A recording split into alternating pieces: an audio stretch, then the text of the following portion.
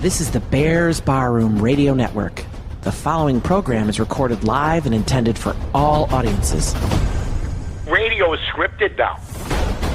We just come up with it. We don't use computers. We don't rehearse. We're going to talk about this next. We're going to talk about that. We're going to talk about the Bulls. And then we're going to have Brad Bixon. And then we're going to have all this. No. If you don't know what you're going to talk about in the top of your head before a show, you shouldn't be in the business. I don't know what you got. I feel like Vince Vaughn in a couple's retreat. The Sharks are circling. Old school, baby! You're listening to the Mike North Advantage, and it begins right now. That's right. The Mike North Advantage starts right now. I am Aldo Gandia, Mike's wingman, and Mike has done it again. Joe Theismann, Mike Ditka, and now the three-peat.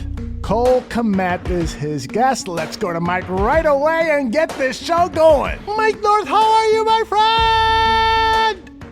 I'm good, Aldo. I'll tell you what, you got to produce somebody from your own family. I'm not going to pretend that we're close or anything or that we play catch in the backyard, but we are third cousins.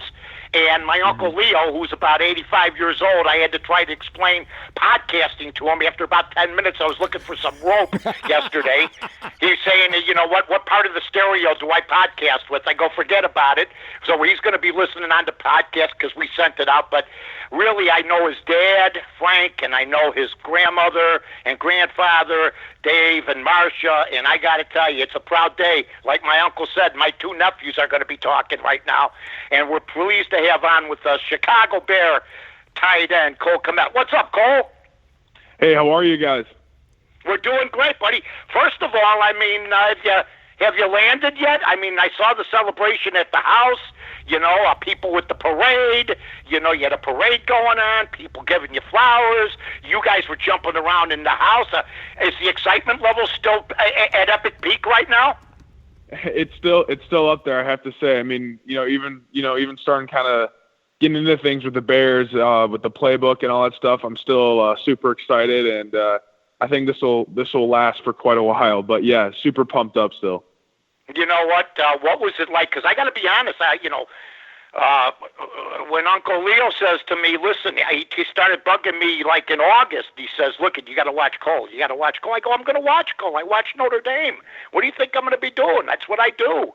And he said, "Let me know what you think." I watched. I said, "The next time I saw him about a month later, I go, he's a stud." He goes, "Really?" I go, "Yeah, he's a stud." He said, I go, he's only playing one full year. But I was afraid. I told him if he goes to the Bears, it's great. But I was afraid New England was going to grab you. Did New England talk to you, and how many other teams did talk to you? Yeah, I mean, I talked to quite a few other teams. I mean, New England was definitely a possibility there. Green Bay was a possibility, and Indianapolis was, Cincinnati. So all those teams kind of right before the Bears, we really kind of thought that that's kind of where I might have ended up, especially with the Colts having 2 second-round picks in front of the Bears at 43. So, yeah, no, all those teams were in play, and they were all definitely possibilities. But obviously, it happened for the best, and I was able to go at 43. Oh yeah, well now when you went at 43, when it fell to the Bears, did you say they're going to take me, or was it still 50-50? It was funny. So when we were watching, the TV is kind of delayed. So when we were watching the draft on the TV, they had Jacksonville on the clock. They had just turned them on the clock, and then that's when I got the phone call. So I was like, oh, dang. Like we all thought I was going to Jacksonville, and so I went to go answer the call, and the call dropped, and then went to go answer a FaceTime call that dropped, and then opened it up again. And it was like a black screen, and then all of a sudden I saw, Coach Nagy's face, and we just all went nuts, and we knew that, I was coming back home to Chicago. Oh, yeah. I mean, I interviewed your father. So, and I remember him at family parties. Now, like I said when I did the intro, we don't even know each other. I might have met you when you were real little at a family function or something at one of the parties. But the bottom line is the football is in your blood. I mean, who was the poster you had on the wall? Was it somebody like Urlacher? Was it an offensive player? Who was it? Yeah, we had Urlacher at the old house we were at. So we had a huge fat head of Urlacher. That was kind of the guy that my brother and I really looked up to, and that we really loved watching. Now, at St. Viator's, I mean, you were a stud. You played baseball also. Did you ever say to yourself, if I don't hurt my arm, baseball was more of a possibility down the line? Or did you basically know, because of your grandfather played, your dad played, that football was your main sport? Yeah, I mean, honestly, in high school, I didn't really know at that point. I mean, even after I hurt my arm and came back, I was still getting looks from scouts at the major league level to play baseball, and I actually had a workout with the White Sox at guaranteed rate at the end of my senior year. So then, obviously transitioned to college and was still playing both. And I think kind of after my sophomore year, I really realized that, football was going to be my way to go. I mean, even though I didn't, I started about half the year, even with a high ankle sprain, I still played pretty well and was actually getting some good feedback from scouts that if I put a good year together my junior year, that, there was a possibility that I could leave. So, I think after my sophomore year, it really kind of, came to be that, football was going to be the way to go. And, I really grew a lot in the weight room and all that stuff. And, just from there, and, I was able to put a good junior season together and then obviously come out and, now I'm at where I'm at. Anybody besides Notre Dame, or was because of the tight end lineage over there, especially under Brian Kelly, who I think, you guys meshed pretty darn good. Any other school that was close? Yeah, I mean, Ohio State was the other one that was actually really close. So I mean, as a kid growing up, I loved watching Florida with Urban Meyer, and he was just like my favorite coach to watch. And when he gave me a call, and he offered me a scholarship and all that, that was really cool for me. So it was really between Ohio State and Notre Dame, which is funny because it's really two totally different type of schools and all that. But those were my final two. But obviously in the end, Notre Dame, and like you talked about, its lineage with tight ends and the academics it offered, and just that kind of tradition that it had really just kind of spoke to me, and that's kind of why I went there. Gronk, is he your guy, or are there a series of tight ends that you admire? Maybe pass receiving over blocking over pass receiving. Gronk seems to be, well, it's no argument, the whole package. I've seen Ditka, I see Gronk, I see Mackey, the great tight ends. First of all, do you know the history? I'm sure you do, of the tight end position. But was Gronk your guy? I mean, really, that you watched? Yeah, I mean, obviously, for me, obviously Ditka and Mackey are guys like Bavaro, are guys like, older generation type guys that are kind of like the traditional type. And that's kind of where I see myself. And, Gronk's kind of that new era traditional type of tight end that, I kind of, aspire to be like. And that's kind of how I model my game after. So, being able to go in line and be able to block a defensive end and also go on out of pass and beat linebackers and safeties, those are the kind of things that are my strengths. And, also time to time be able to split out wide or be in the slot and play from there. So, Gronk's the guy that I really look at. A guy like, Mark Bavaro was a hard runner after the catch. He's the guy that I look at. So guys like Ditka as well. So, those older kind of traditional type of tight ends are the guys that I really look at. And, obviously Gronk is kind of a model of that. Well, what was good about Bavaro and a lot of other guys that played a tight end position? They found seams. What's the strong part of your game right now? I think the strong part of your game is your hands and maybe finding a seam when the quarterback gets in trouble, finding that open spot. Would I be wrong in that? I think those are your two strong suits. You need to continue to work on your blocking, but who doesn't? You're not even you're basically just out of college. Mm-hmm. Yeah, oh yeah, for sure. I think being able to find kind of those soft spots in the zone and being able just to be a reliable target for the quarterback were, my strengths this past year, whether that's working option routes or being able to, like you said, work the seam. So those are kind of my strengths. And like you said, the blocking, like that just comes with repetition. And, now with not being, doing baseball in the spring and all that and being fully focused on football, like that's going to help a lot. And, as I just continue to get stronger and, learn the nuances of blocking technique and all that type of stuff, I'll be good to go there. I got to ask you about this too, because you're a Bear fan like I am. We both grew up Bear fans. That's it. Your dad played for the Bears, for God's sake. So you know the history of the Bears, okay, and the history of the tight ends from Emery Moorhead to Camposo to Ditka to everybody else. Have you been surprised so far by what you've seen? Is it what you expected, or is it low-key right now because of this quarantine? Yeah, I mean, I would say it's pretty low-key right now because of this quarantine, but you know, I mean, things have been a little crazy in terms of if I do go out, you know, I do see some people and whatnot, which is kind of funny. Right. But, yeah, no, it's been pretty low-key. I mean, we've had some people ring the doorbell and stuff and, you know, kind of come up to the house and all that. But, yeah, no, definitely you notice that, you know, people are excited and that and all that. But, you know, probably a little more low-key than it would be if everything was kind of normal right now. How about playing in your own backyard? Did it ever bother you? Because there have been other athletes, believe me, throughout the years that have tried to play in their own backyard, and sometimes it doesn't work out that way. It seems like that's something that you latched onto and play. And basically, Notre Dame, seriously, is like one of Chicago's teams too, aren't they?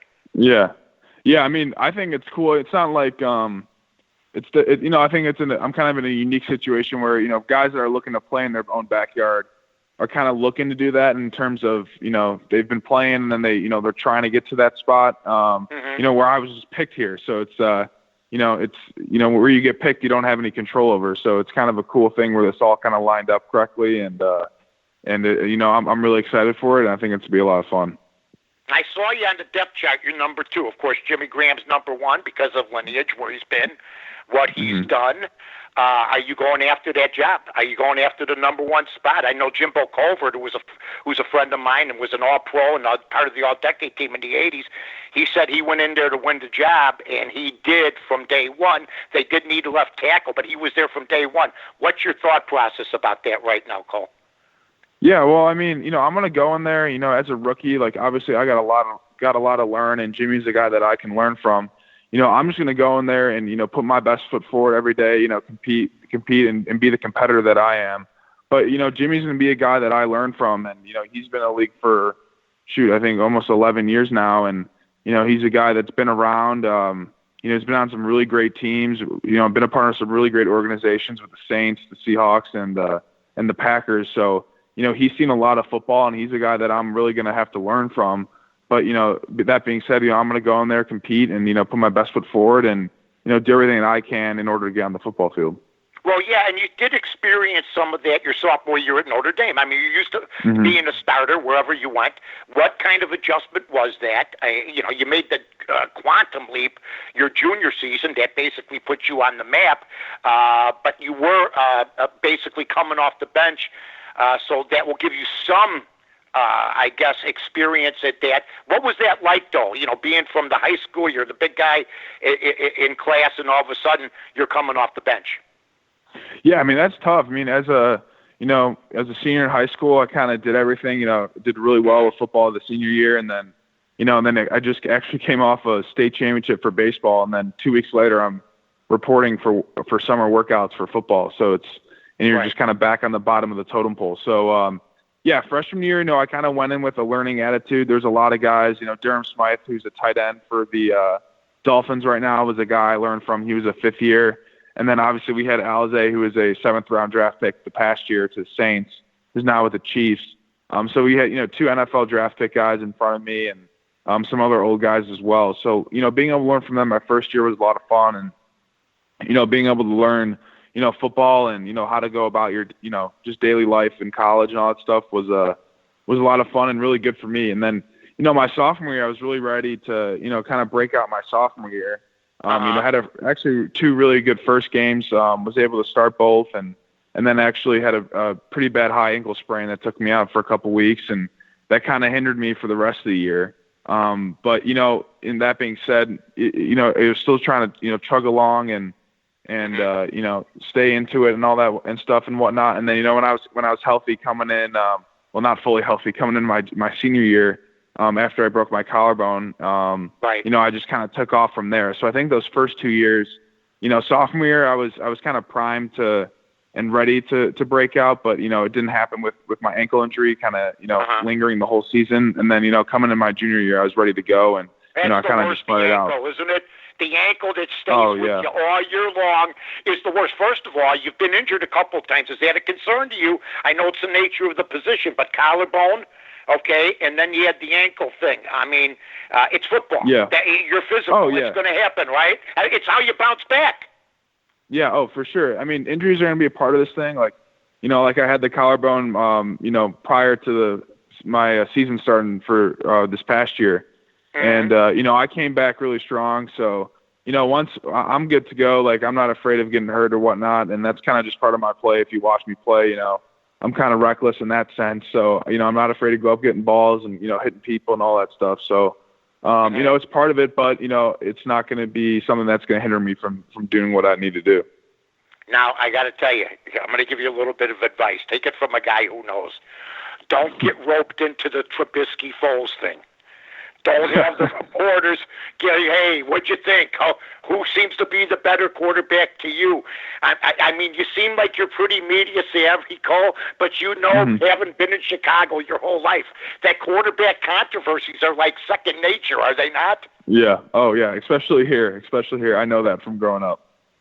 So you're just going to just please, dear Lord, stay out of that one. You're just going to go there. The bad answers, you're there to win. You're there to survive. Nothing's been promised you. I mean, you got some bonus money. Doesn't matter to me. I'm happy for you. You deserve it. But nothing's been promised to you, right? No. I got to go in and work and, earn my spot on the team. So, yeah, that's kind of what my focus is, definitely going into, during this off-season program and then going into camp. You know what? I got to tell you something now. I'm sure you like the college experience, but being at Notre Dame, like you said earlier, it's a little different experience, stuff like that. I visited the chapel once. I went to the grotto. I wanted to join the priesthood, for God's sake. I mean, I felt like I was at the Vatican. It's crazy. You got the Golden Dome. You got Jesus with his arms spread and everything else. But did you see the schedule your former bandmates have this year? You got Navy at Dublin. You got Wisconsin at Green Bay, which is funny because you're going to be playing at Green Bay only in a Bear uniform. You got Clemson at home. You got Louisville. How was it Brian Kelly telling you to leave, basically, that convinced you? He said you were that much ready? Was that basically it, or were you edging that way? Yeah, so I think, Coach Kelly was great during, my decision process, kind of starting after the last game of the season, after Stanford. But his whole thing was, he wasn't telling me to leave or to stay. He gave me reasons as to, why he thought I should stay in terms of, maybe, developing more and, being more of an NFL-ready blocker in that sense. But he knew that, me leaving was a totally right decision for me as well. So he was totally supportive of whatever decision I made, and it was just kind of helping me guide myself throughout the process. But obviously he wanted me back, to be part of the team for this upcoming year. But he was really great through it and just really supportive during the whole time. Were there tears in his eyes at the end? No, he knows how. I mean, my God, he's losing a stud tight end. You're ranked. Was it where you were ranked too? I mean, you're an intelligent guy. You read. And from everything that I read about you getting ready to do this interview, you were ranked number 1 or number 2. Did that, have something to do with it? If you would have been ranked 5th or 6th, do you reconsider? Oh, yeah, for sure. I mean, kind of where I was at and then kind of the projection of what I got. I got my feedback from the NFL saying that I got a second-round grade with some first-round grades in there as well, too. So I knew I was in a good spot, and being the number 1 tight end, from what I was hearing, was kind of the thing that kind of led to me saying, all right, this is, the really good time to leave right now. Sure. So, for sure. You could end up getting hurt your senior year, right? Oh, yeah. Oh, for sure. And, as a tight end, you don't know how far you can climb up the boards in terms of first round. Really, you don't really see tight ends go top 15 too often. So, it's kind of a neat position in that sense. There may be a quarterback, obviously, that are maybe not as a talented football player as you are, but they're going to go higher because a quarterback's a quarterback and teams need quarterbacks. So, I thought it was a really good time for me to leave, and I thought it was just a good opportunity. And obviously, coming back, you always risk, injury and whatnot. But I definitely felt like this was my time to go. I know Ditka very well, and I talked to Ditka about you, and he loves your game. The one difference I've always seen with Ditka and some of the great tight ends is the turn on, turn up. Well, Ditka never turned it off. Ditka had that mean streak in him, whether he was off the field or on the field. He always had that edge. Do you have that edge? I mean, everybody I talk to, everybody I know, we know your cousins, Julie, and everybody else tells me you're a terrific guy. Do you have that mean streak? Would it be a mean streak, or would it be just a determination, a chip on your shoulder, something different, a motive? What motivates you? Yeah, I mean, for me, just being able to kind of turn it on and go play ball. Like, I think if you watch my film, like, super physical guy, like, love hitting people after the catch and all that stuff. And, I just love playing football. So, like, going out there, I have a lot of fun, talk some smack and whatnot. But, I just love being out there with the boys and, being able to play. And, for me, it's just the joy of the game and being out there. And, when you cross the white line, it's, you have to be a little bit different type of person. So, definitely being able to turn it on and, just being able to be with everyone. Football is unique in terms of you need all 11 guys clicking together at once if you want things to work. So, I just love that part about it, and I just love going out there and, and compete with my boys. So, yeah, that's just something that just really inspires me, and that's what I love doing. Was Rudy a recruiting tool? I mean, when you saw Rudy as a kid, was it a recruiting tool? Is it really that? I actually didn't see Rudy until I got to college, which is funny. Really? So they don't really use that as a recruiting tool, though, no. Not watching a guy on the scout team, but it's a fabulous story, but I understand. Yeah. How about the history of the school? Yeah, they definitely use the history of the school.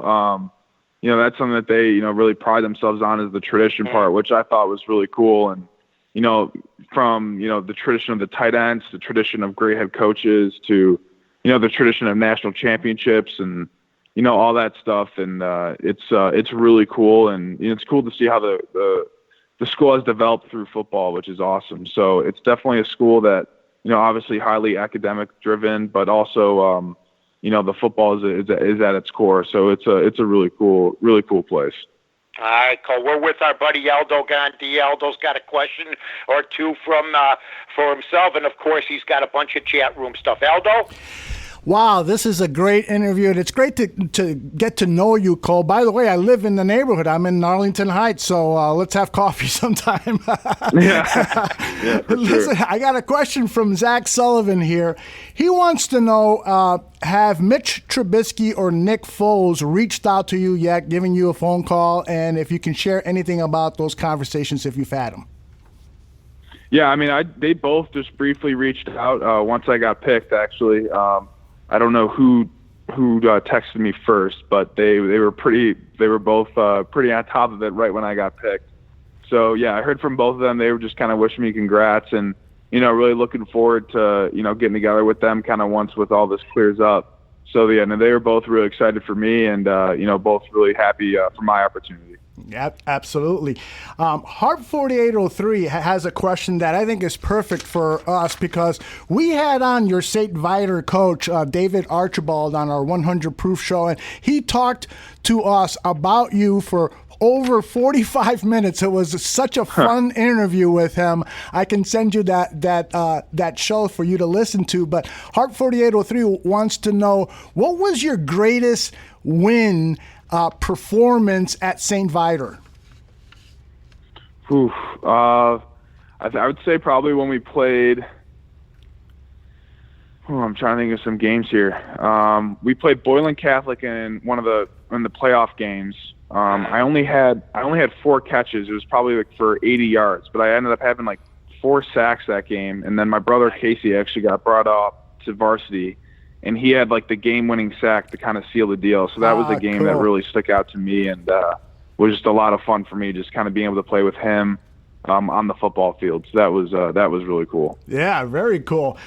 Sports Illustrated listed you as one of the 7 rookies who could have a breakout season in his rookie year. And so they write, the Bears utilized 2 tight end formations frequently on certain downs. It was their 3rd most utilized personnel grouping on 1st and 10, for example. And you are wonderfully improvisational inside the goal line, and you should be rewarded for that. So Fat Mike has a question that kind of lends itself to that topic. Fat Mike wants to know, have you set any goals for your rookie year in terms of statistics, touchdowns, yards, anything like that? Yeah, no, I haven't. I'm not really a guy that sets statistics like as a goal for me. For me, it's just more about how I put in the work every day at practice, and that'll kind of just translate to the football field. So those things are, you can control them to some extent in terms of that, but you can't control necessarily the targets that you get or whatnot. But I think your week of preparation is kind of what determines that. So, no, I haven't really put any goals on that per se, but definitely just looking to go in and compete and do my best when camp comes around. 2 more questions, one from the chat room and one from me. Bears Arms 44 wants to know, how much of the offense have you gotten to know yet? Have you received the playbook, and are there similarities with the Notre Dame playbook, or is it totally alien to you? Yeah, I got the playbook a couple of days after the draft, so I've been looking at that and all that. No, there's some stuff that's similar that's not necessarily totally new and out of the blue, but there's a lot of things that are foreign to me that I'm learning. But I've been picking up on it pretty quickly, and I feel confident with where I'm at right now, and I feel confident that I'll know what I'm doing and have a really good feel for the offense by the time camp comes around. Very cool. Now, my question is, we spent 2-3 months prior to the draft coming up with mock drafts, talking about prospects and so forth. We had like 500 mock drafts. I don't think anyone mocked you to the Chicago Bears. And there were some people, frankly, here in the barroom who were not happy that you were drafted by the Bears because they felt that there were some other needs and so forth. So my question for you is, how do you deal with criticism? There have been some members of the Chicago Bears who we as fans thought they're not dealing well with criticism. So when you see criticism, do you just ignore it? Do you use it to fire you up? How do you deal with that whole thing that, fans have high expectations, especially here in Chicago? We haven't won a Super Bowl since 1985. So how do you deal with criticism that comes your way? Yeah, for me, I don't really pay attention too much to it. I'm really focused on what my coaches have to say, what my teammates have to say. So those are the, two entities that I really listen to. People are going to say stuff on social media. I know that because, I'm obviously a Chicago fan, a Chicago sports fan. So there's always going to be a gripe about something, whether with whatever they do or whatever a Chicago sports team does. So, yeah, no, I'm not really too concerned about that. I'm just going to go out and show people why the Bears made the best pick for themselves at 43, and I think Chicago fans are going to see that this upcoming year and for the next couple of years to come. Well, I'll tell you this real quickly: you have no more detractors here at Bears Barroom. Everybody loves you and is supporting you and wants you to raise that Super Bowl trophy very soon in your career. Yes, for sure. That's what I'm looking forward to do too. Well, I'll tell you what, too, guys. It's amazing because I was fearful because the Bears in recent years, Cole, have not been teams that have taken people from their own backyard. We passed on Tony Romo. We passed on Jimmy Garoppolo. We passed on Mike Allstott, who was just a battering ram from Joliet Catholic. That's the only concern I had, that basically Chris Zorich was a former Chicagoan. Of course, Dick Butkus way before that, your dad. But, was there a concern about that? Yeah, it was funny. Someone was telling us I was the first Notre Dame guy, just Notre Dame guy taken in the past 15 years. Yes. So it's kind of funny. You would think, the Bears would kind of look at, for whatever reason, just haven't picked up a Notre Dame guy in a while too. So, all that type of stuff. But it's cool to be that guy, to kind of break that trend now. So obviously really excited to be not only a Notre Dame guy, but also a hometown kid as well.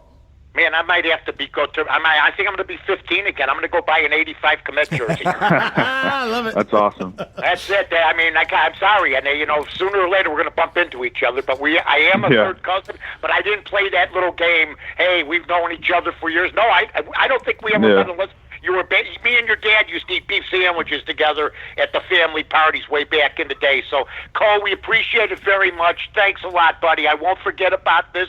And you know what? You did us a tremendous favor, and Bears Barroom appreciates it. And just have a great career, and we'll be rooting for you. I appreciate it. Thanks for having me on, guys. Take care, Cole. All right, Cole. Take care. All right, take Cole care. Kmet. All right, thanks. Bye-bye. Cole Kmet, just a great kid, and who I don't know, and I'm a third cousin. But I had no trouble getting his number. My Uncle Leo, I want to thank him. My Aunt Dawn, I want to thank Frank Kmet, the father. I talked to him. Aldo was great, and I'm just happy for the whole family. And you're right. I don't know if you're the king of Arlington Heights anymore. That's the thing. How hard is it going to be for you between the quarantine and maybe being dethroned now after, I know this, the only parades I ever was involved in was when I was being paraded out of something. Never a parade of a 45-minute ilk. There was like 300 cars, right? That's right. I make the joke that every time I got family from the city come into Arlington Heights, there's a police escort waiting for them because they want to keep an eye on where all the Puerto Ricans are going to. Oh, yeah. Once the thing got around. Are you kidding me? There's night lights, and people leave night lights on. You know, they double lock doors. That's right. You know, if it's an Irish family next door, they don't even lock the screen. You know what I'm saying? That's right. You know, we've been around. We don't have to lie about it. Wow, what a great kid, and I feel really good. And I'm very happy for him, and he seems like a great guy. Yeah, you know what I really loved about your interview with him is that we really got to know him as a person. And, you know, you can talk X's and O's all day, and we do a lot of that here at Bears Barroom. But what you did is you opened up Cole Kmet. We got to know him as a person, and it's now impossible to root against him. We're all gonna love this guy. They had a parade down the neighborhood street for the guy. Yes, exactly. Come on, who does that? The only usually parade you have is your funeral parade when they go by your house one last time. That's it. That's it. That's right. Enjoy the parade. Here I come. Unbelievable. That is unbelievable. God bless him, man. What are your expectations for Cole in his rookie season? Do you think he can catch? Let's do an over/under thing. We'll do. I'll put our betting music on. Here it is. I love it. You haven't pulled out the music in so long. Yes. Yeah. Anyway, I got to tell you, I'd like to see him catch 30 balls because he's going to be second string. Yes. I'd like to see him get in on some goal line situations. I don't know if he's going to play on special teams. I think he might be on special teams also. He's a tremendous athlete. Mm-hmm. So I'm going to go 30 to 35 catches. If he does that, then that's a massive climb. Don't forget, he's supposed to still be a senior in college right now. Yeah. What do you think? You know what? I like that prediction. I don't think it's, overestimated. I don't think it's too rosy of a picture. I think 30 to 40 catches is excellent. You expect a little bit more out of Jimmy Graham. That 2 tight end system should be perfect for those 2 guys. Plus, like you said, he should see a lot of goal line work. So I think 4 to 5 touchdowns, it would be an excellent number for his rookie season. And the most important thing, because he plays that wide tight end, which you need a lot of blocking out of, we want to see steady improvement on his blocks, and we don't want to have draft Dr. Phil yelling at him every week on his tape never lies saying he misses this block. Well, you know what? He's going to make mistakes like every first-year guy does, but I will tell you this. I liked him. Like I said, I told family members, my Uncle Leo, I told him, and everybody knows who he is. He sings the Bear Fight song in Italian. He's Cole's uncle and my uncle. In fact, Uncle Leo's my godfather. And I told him he's a stud, but I told him that 4 months before he was even drafted. I was surprised he dropped to the Bears. I was. Because, you know what? The tight end position is so important now.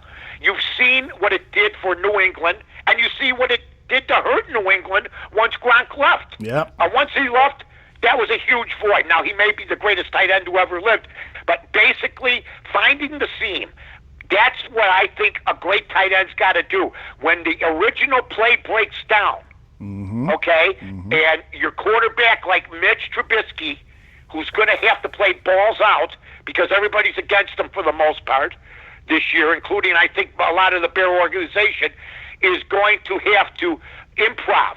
And that's where I think this kid's going to excel. Yeah. He's going to find the soft spot. He's going to find stuff, and he's only going to get better. So I'm encouraged. Am I worried about his injury situation? Yeah, I asked him about it. Yeah. His ankle and his collarbone. Right. Those are pretty significant. A high ankle sprain and a collarbone when you're a tight end. Yeah, and for a tight end that didn't see a lot of snaps, so right. So that is definitely a concern, and I hope the Chicago Bears, don't push it too much. And the Nagy has been kind of conservative with how he treats injuries and so forth.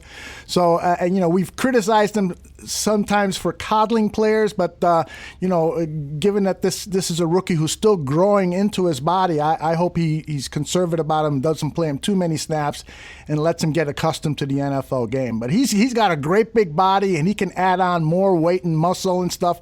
So it's going to be interesting to see his progression. I hope that he is with the Chicago Bears for 10 years and that they don't pull a Greg Olsen and trade him after 3 years, and then Olsen goes out to the Hall of Fame.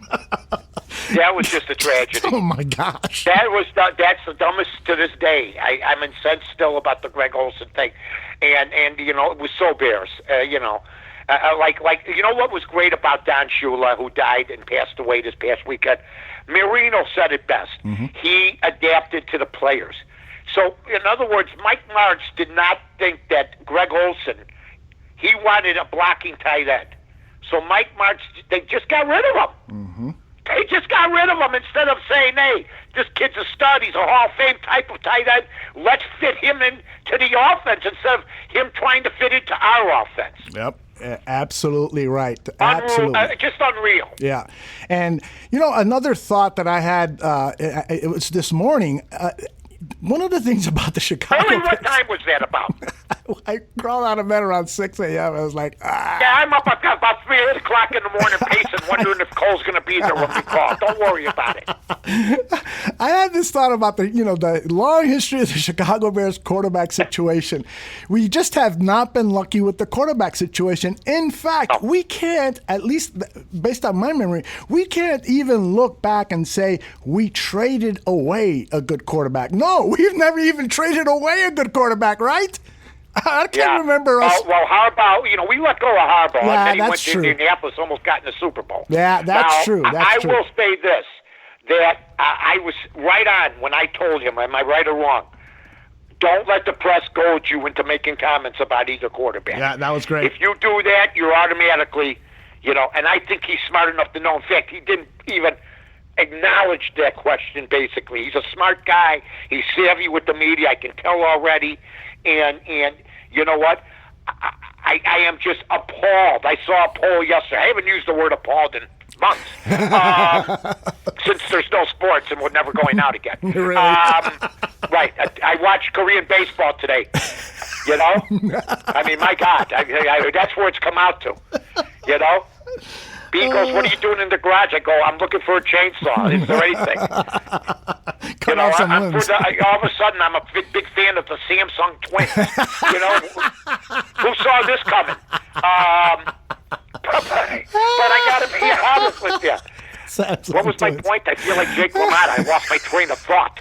Anyway, I just think that the Trubisky thing is going to be 77-28. 77% of the Bear fans on a Twitter thing I saw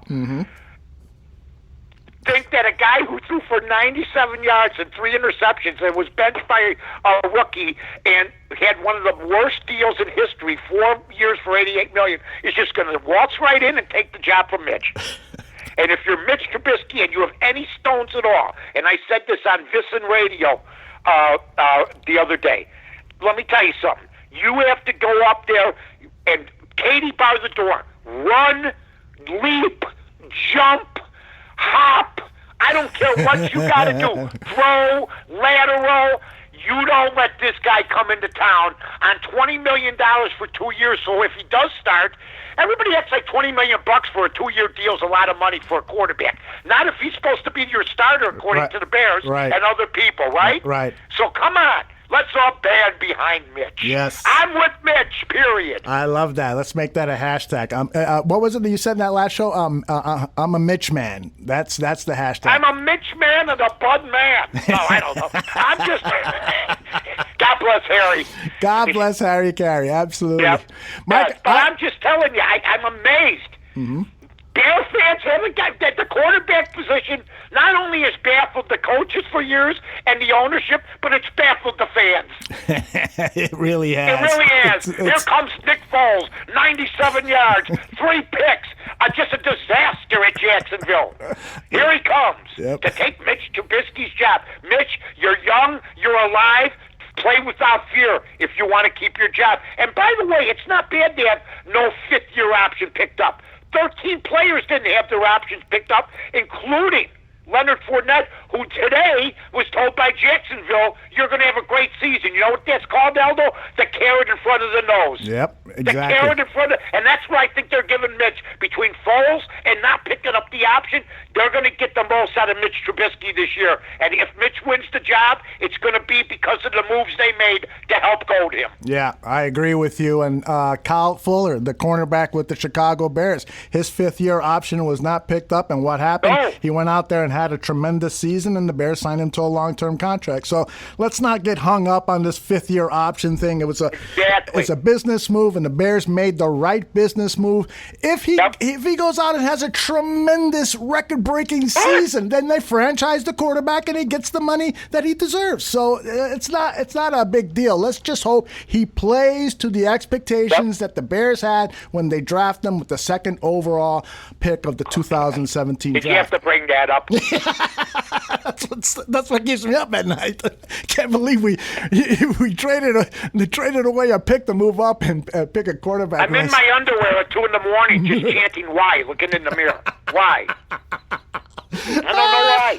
That's an image. Unbelievable. That is now ingrained into my mind. Let's see if we can erase it. E.T. in the swamp. E.T. in the swamp. Birdcage chest. Birdcage chest, pipe stem arms, baby.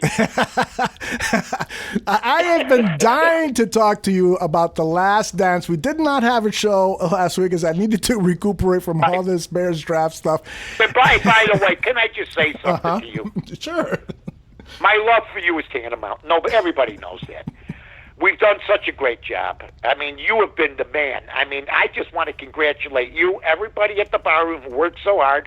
We got over 10.5 on Twitter now, which is great. We're starting to grow. We're getting great guests. Everybody's doing a great job going to the wall. You're the guy that carries the most of the load, if not all. You know, it goes through you. What a tremendous job you've done. Great Bear coverage by everybody. And I've even got talked into going on the show by Fat Mike. You know, I got Fat Mike's going to come after me if I'm going to go on the show Monday.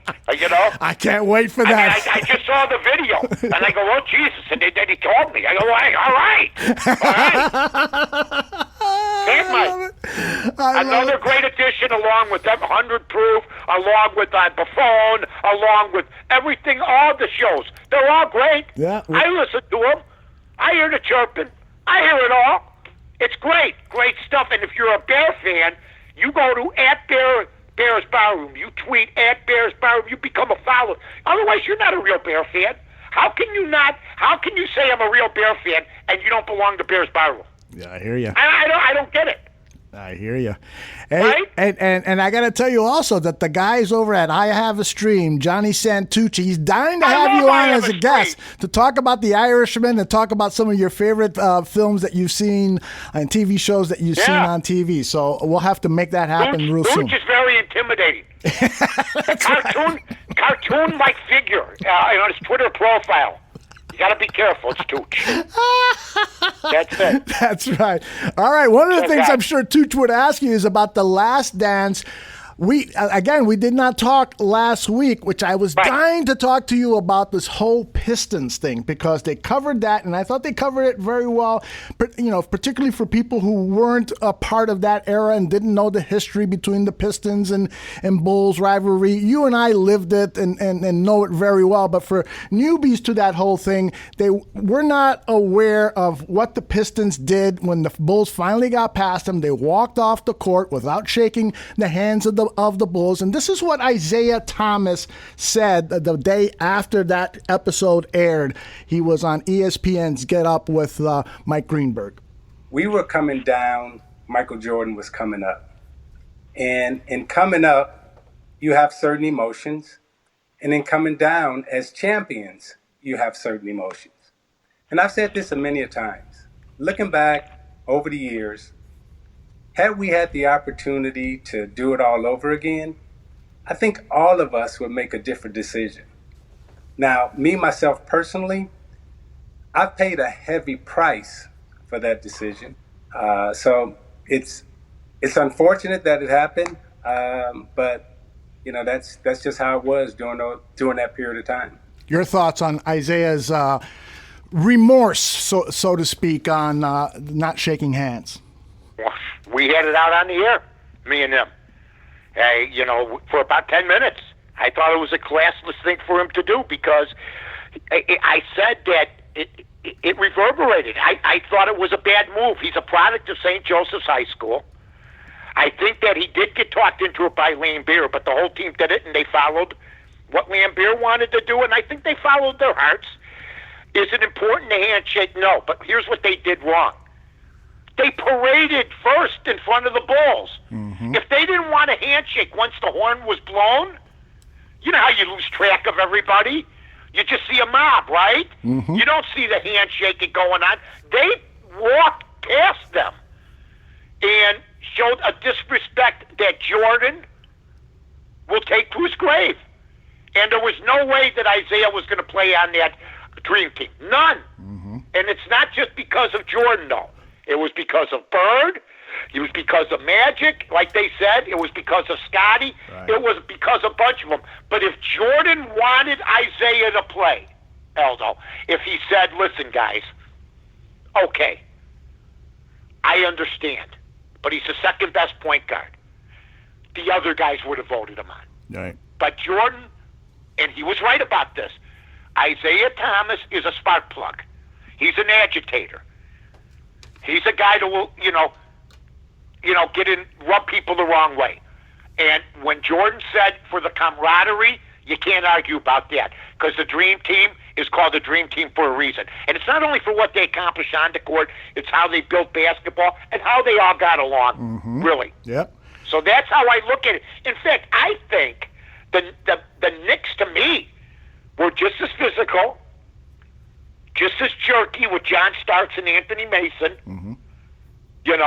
and they had just as dangerous a player in Patrick Ewing. I mean, Patrick Ewing, if it's not for Michael, Mark Price and Patrick Ewing probably got 1 or 2 titles each. Michael Jordan not only won 6 championships and could have won 8, he crushed any other dreams from anybody else on any other team. Yep. When he was playing. Yeah. That's what he did. Because amazing. Other guys should, if Jordan wasn't in the league, and that's a big if, other guys would have rings. Just like when he retired, Olajuwon got 2 rings. If Jordan doesn't retire, I'm tired of hearing about Hakeem Olajuwon. Sorry, he would have never won a ring. I would bet that going to my grave that Michael Jordan wins and they win 8 in a row, period. I'm with you there. I mean, they would have figured out a way to collapse defenses on Olajuwon and let the other guys try to beat you. And they had no one to guard Jordan. So the only thing that could have stopped the Bulls from winning those 2 seasons would have been the Bulls themselves, because of all the infighting and everything that was going on with Krause and Reinsdorf and blah, blah, blah.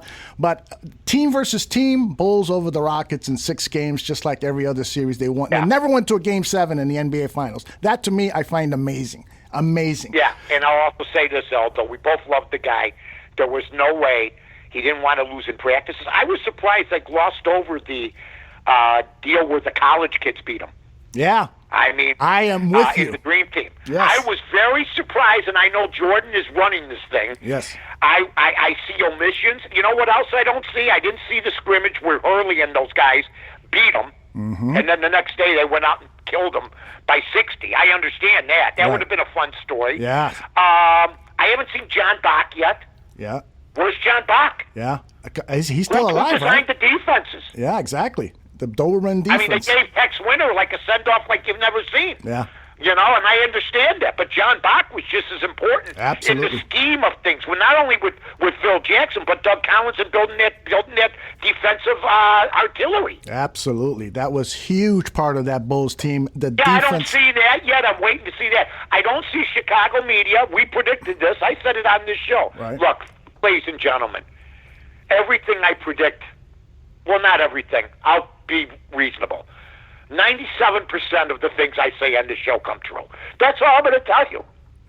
I told everybody that it was going to be predictable. I told Aldo we're going to see Rick Tellender, Melissa Isaacson, J.A. Adante, everybody that went to Northwestern. Northwestern can't get into the tournament, but we're hearing from 4 or 5 Northwestern people, you know? But where's Greenberg? Yep. Greenberg was the guy that covered that team. Yep. You know, Yeah. for the score. Canellis hasn't been on. Yeah. I'm speaking up for my Chicago guys that were really big during those years. Right. I find that amazing. And they go to the usual cast of characters. I mean, Andrea Kramer. Are you kidding me? I like Andrea, but she was more football. Yeah. You know? I agree with you. There are some beat reporters that covered the Bulls all 82 games of the regular season and the playoffs that should have been talked to, and maybe they will in the final 4 episodes. But it is surprising that we haven't seen them yet. Hey, I got another sound. Did you know how much of it didn't you know? There's maybe 2% so far that I've seen I didn't know, which is fine. Yeah, I agree. I mean, I lived that era. I wasn't working in sports radio like you do, but I was devouring sports radio. Sure. All of the newspapers, anything on the Chicago Bulls, I would watch, record, rewatch, and so forth. So I feel like I have an encyclopedia-type knowledge of that situation. So I haven't been very surprised about anything. But nonetheless, it's a very, very well-produced and compelling documentary. Kudos to the director. Hey, I didn't know that Jordan's toes were bleeding. Yes, that is true. I didn't know that. I didn't know he's playing and he was scoring 55 points in like shoes. I mean, seriously, folks, I bought some Converse shoes. The canvas, beautiful. Velvet. They're like burgundy, right? Mm-hmm. I played one game in them. It was like I was crippled for 3 days. I mean, there's no support. I can't believe we played sports in those things. Oh, you know? It's unbelievable. It is. The canvas Converse, too. Those are unbelievable. They're brutal. You turn an ankle, you're shelved for 3 years. It's over, yes. I've got, Isaiah says that, if we could go back and do things over, we do it differently. Well, not Bill Lambier, because he told Rachel Nichols on ESPN's The Jump that he has no remorse whatsoever. Listen to this. Cried for a year and a half about how bad we were for the game. But more importantly, they said we're bad people. We weren't bad people. We were just basketball players winning. And that kind of stuck with me because they didn't know who we were or what we were about as individuals in our family life. So all that whining they did, why shake their hand? They were just whiners. They won the series. Give them credit. We got old. They got past us, but okay, move on. Do you regret now not shaking their hand? Do you stand by that? No. Why would I regret now today? I don't care what the media says about them. I never did. If I did, I'd be a basket case. Mike, your thoughts on Bill Lambier? First of all, bottom line is that he could feel any way he wants. He says Jordan's not the best player who ever lived. He's the one that's got the bad feelings. I mean, the fact is, gentlemen usually shake hands at the end of something. Now, he decided to do it, that's fine. I understand. But history won't be kind to Lambier. And they did win 2 in a row, and I give him credit. But you know what? The line where he says we weren't out to hurt him, that's a lie. Rodman says it right on the documentary. We got physical, and we were out to hurt Michael Jordan. We. He didn't say I was out to hurt Michael Jordan. We. And if you watch the game, and this has been an eye-opener for the 30 and unders, Okay? 30 and unders. Are you listening to your guy here? All right? I got a lot of relate with you guys, but the one thing that we don't relate in is that the Golden State Warriors, if you've been watching, would have been wiped all over the map in the 80s and 90s. Yep. Period. Yep. Because it was a different game. Oh, my gosh. Yes. And it was a rough game. I think the Pistons were mean, but I think the Knicks with Mason and Starks I agree. and Ewing, don't you think they were just as rough? Yes. I mean, Starks was if you noticed, Jordan doesn't say nothing about Starks.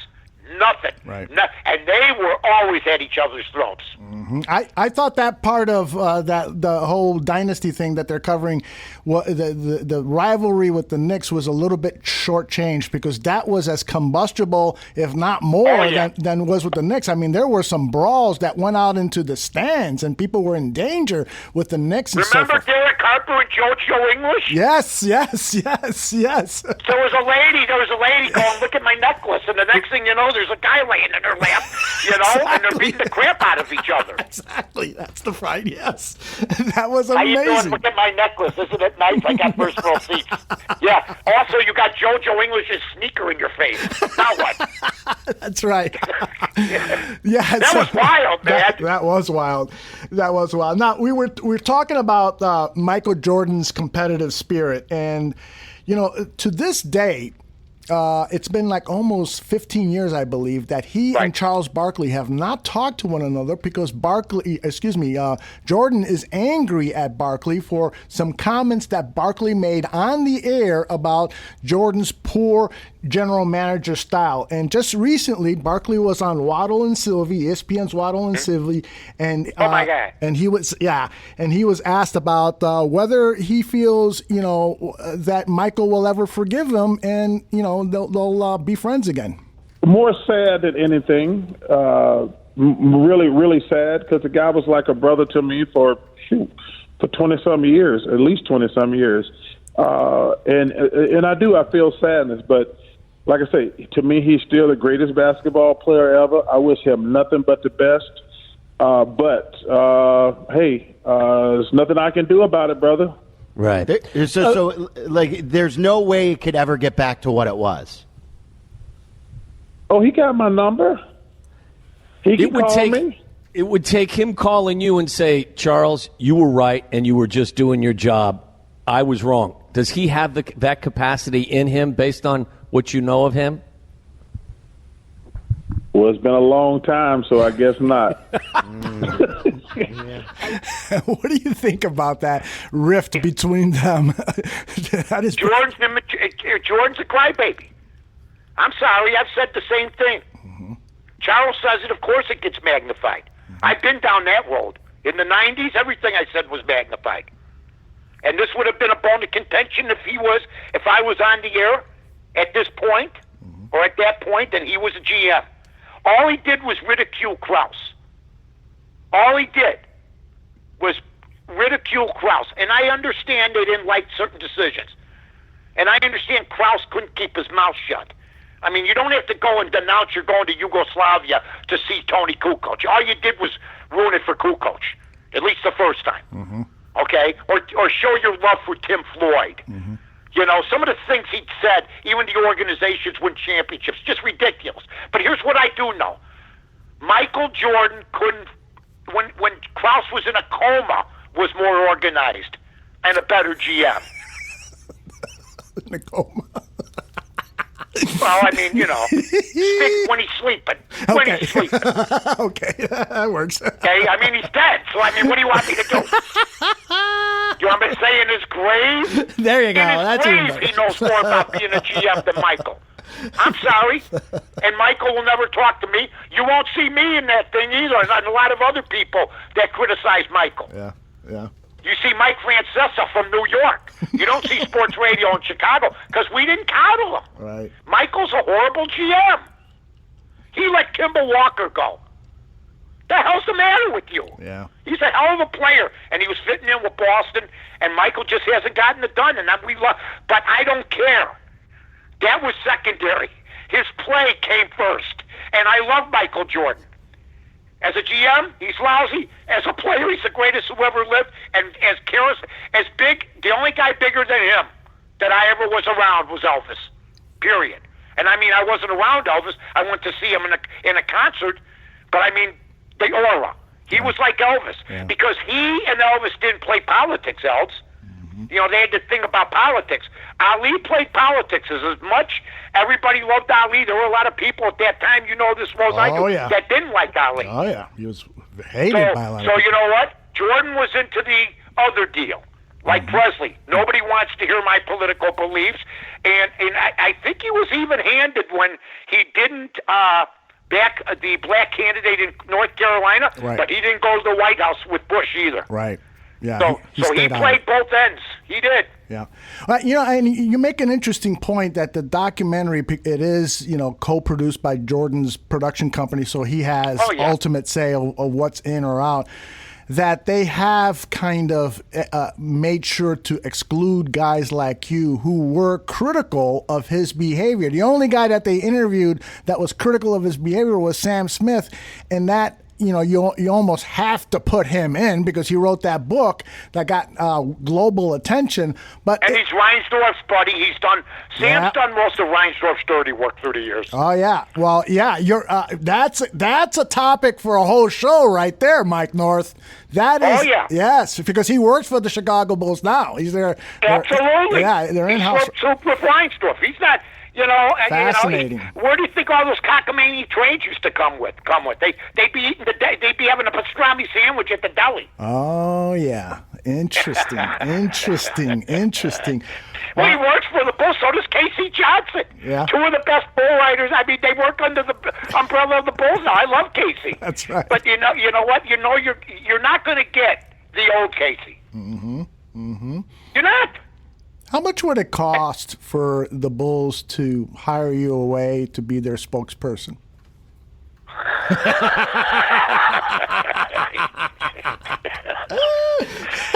Listen, I'm just happy if I call the guy, he answers my text, and then we go out to lunch once in a while. That's not happening. I think if they were going to bring back Double, remember the second mascot? I'd be the new guy. Remember that guy? Yes, I do. Guy was on the Kennedy or something dealing. I don't know what he was doing. What a great One day he was show. here, the next day, Betty, he was gone. I don't know what happened to him. Oh, Mike North, I love you, and just another great show, another great interview. I can't wait to see what you got in store for next week. Next week, you and I just need to do a show together and have a guest because this. How can you top this three-peat that you've had? Oh, I got some more in the arsenal. Look at this guy. We're building Bears Barroom into not only a bear place, but a place to listen to all the good sports. If you've listened to radio, you listen to the podcast. Podcasting has become big, folks, during this time. Yes. Check it out. Pass the word around. Tweet other podcasts out. Take care of each other. Follow Bears Barroom. And take care of each other within the company. And you know what? You'll see we're growing. And Aldo does a tremendous job. And at the end of the day, yes, he may not be the king of Arlington Heights anymore, but he's the king of the barroom. He is Aldo Gandia. I love you, Mike. Aldo, take care, buddy. All righty, brother.